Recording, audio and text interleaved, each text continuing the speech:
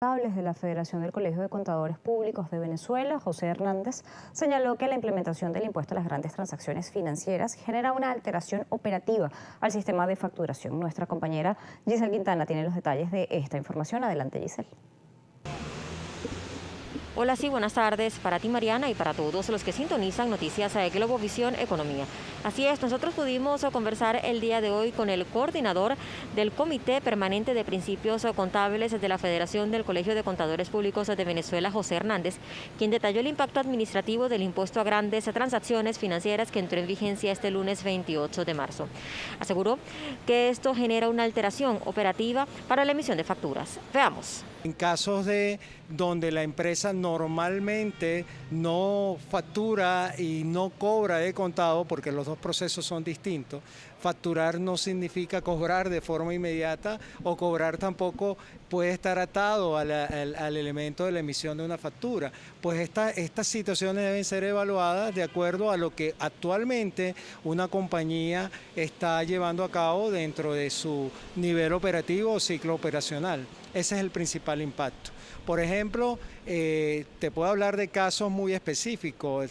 Tengo casos de donde en el sector salud, una clínica normalmente, un paciente puede estar llegando a la institución clínica. Realmente la carga operativa se ve alterada porque estamos condicionados a trabajar de una forma y el elemento de percibir y confirmar la percepción con la emisión de la factura puede estar alterando aquella operatividad que normalmente en un sector no se maneja tan de contado emitir la factura y cobre. Con relación a las máquinas fiscales, sin duda, hay un elemento que va a ser de gran impacto porque algunas de estas máquinas fiscales, su programación no están adaptadas para de alguna forma cumplir con la modalidad que requiere la reforma para dar cumplimiento a un deber formal de informar a quien le estás cobrando que le estás percibiendo un tributo. A nivel contable,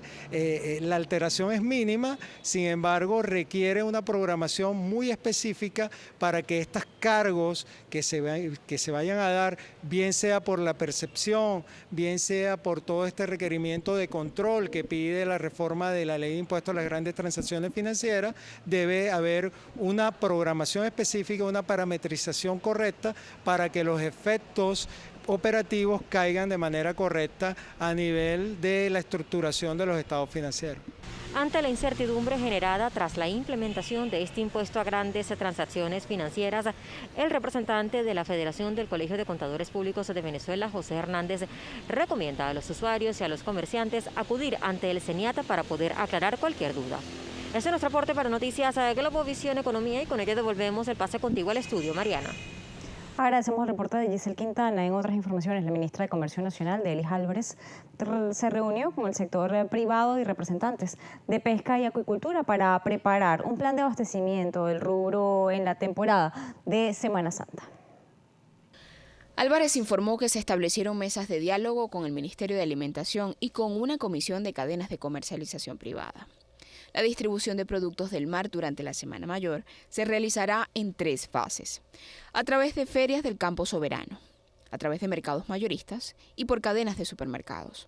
Se tiene previsto que el 4 de abril inicien las jornadas de abastecimiento en todo el territorio nacional, donde se prevé la venta de 1.000 toneladas de pescado. La máxima representante de Comercio Nacional destacó que estos encuentros se mantendrán para definir los sistemas de distribución y determinar el precio justo de este rubro. Y el representante de los productores de maíz, Nerio Naranjo, resaltó que la proyección de la cosecha de este año sobrepasará el 30% de la demanda del mercado nacional.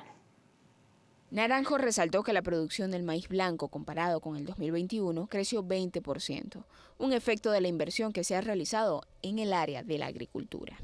Por otra parte, los productores hacen un llamado al gobierno nacional para la financiación a través de créditos, lo que permitirá que la producción de este rubro se estimule en el país.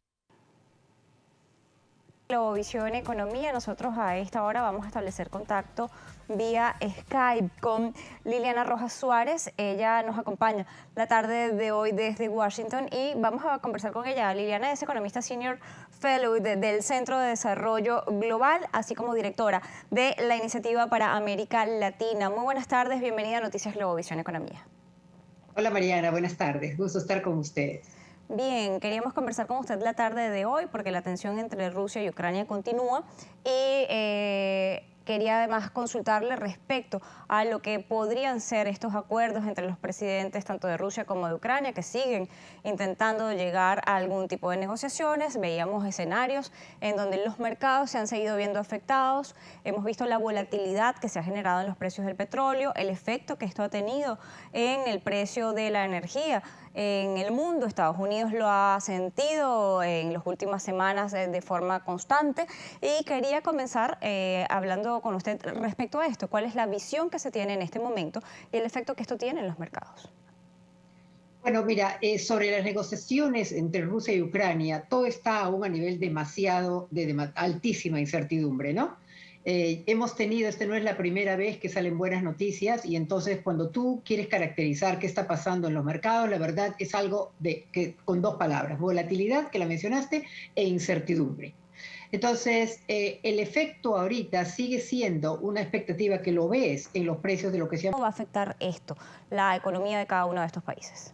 Bueno, la de Ucrania tenían recientemente, sin embargo, estaban dependiendo de que pudiese hacerse efectivo esto en el mundo, aparte de Rusia, de lo que tiene que ver con la economía y de lo que tenía que ver con su banca. ¿Esto fue posible? Y quisiera saber el estatus de esto y lo que puede generar para el resto de las economías. Sí, es muy posible que... estarían si se hace más fuerte la sanción y se limita todo tipo de pago. Sí. Antes del conflicto ruso había habido... Las economías emergentes se van a ver afectadas de alguna manera por esta situación, si no es por el default, por el acceso a materias primas, el efecto de los negocios que puedan tener o la relación comercial que pueda existir o incluso el apoyo a países como Venezuela. Mira, para una cantidad de cuestionamientos respecto a lo que es la relación con Rusia de diferentes países. ¿Cuánto tiempo podrían estar los países en esta dinámica, alejándose o tratando de no depender de absolutamente de nada de lo que venga de Rusia, cuando a buena medida había ganado bastante terreno como suplidor de materias primas y como suplidor de energía? Quería cerrar con este tema. ¿Quiénes ganan y quiénes pierden en esta situación? Hemos visto la posición de China, hemos visto la posición de Venezuela, hemos visto la posición de Brasil, hemos visto la posición de otros países del mundo ante este conflicto. ¿Cómo pueden en este momento las diferentes economías prever los efectos que pueda tener una desglobalización y cómo pueden en este momento estar buscando las alternativas que hagan que este conflicto no sea en gran medida una pérdida para sus economías, sino que más bien las logre potenciar? Mariana, el factor adicional que está en juego, que no hemos mencionado, pero que lo vamos a estar escuchando bastante, es qué va a pasar con las tasas de interés de la Reserva Federal y de Europa. Y la razón por la que pongo esto en tapete es porque en una situación en la cual hay mucha incertidumbre y las tasas de interés comienzan a subir mucho, puede haber un tremendo incremento en la aversión contra el riesgo, y eso más bien puede generar una fuerte salida de capitales de una serie de países. Los mayores perdedores y ganadores no tienen mucho que hacer con la posición que tengan en cuanto al apoyo o no apoyo a Rusia o no en este momento. Ya tienes a una China indecisa, digamos, que sin embargo en este momento está observando salidas de flujo de capitales del país por muchas otras razones, incluyendo su propio sistema financiero.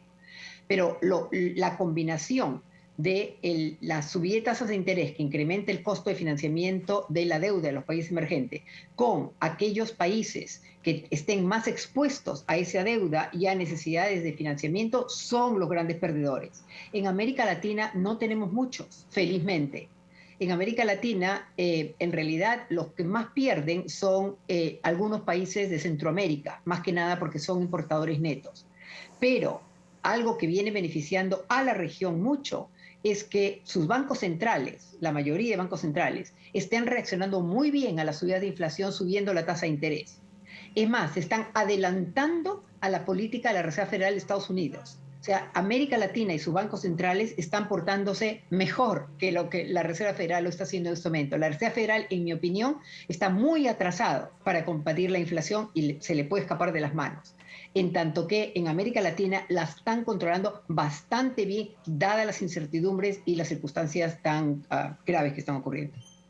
Bien, le agradezco habernos atendido la tarde de hoy, Noticias Globovisión Economía, y ver su visión respecto a lo que está ocurriendo en este conflicto y efectivamente ese último punto que tocaba respecto a lo que está haciendo la Reserva Federal estadounidense y los efectos que esto puede tener para las economías, en el caso de Estados Unidos o quienes dependen, como ha señalado usted también, de esta deuda. Nosotros así vamos a hacer la pausa. Estaba con nosotros Liliana Rojas Suárez, ella es economista senior fellow del Centro del Desarrollo Global y directora además de la iniciativa de América Latina.